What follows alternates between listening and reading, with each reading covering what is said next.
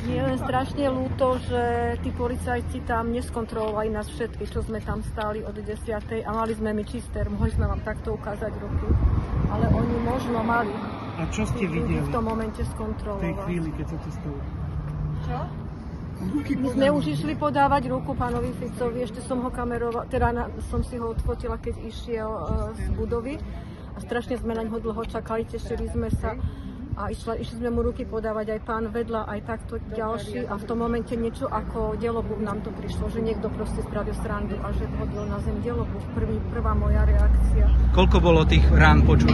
Ja som počula 3. Ale možno mohli by to za sebou nejako, ako keď delobuchy stúpate na delobuch. Videli ste aj delobuch. nejaké zranenie? Hej. Videli ste krv?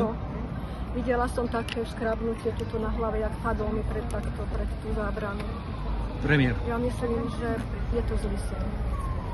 Ja vám poviem tak, že zobudím sa z tohto pravdepodobne dúfam. Že to nemôže na Slovensku toto sa stať.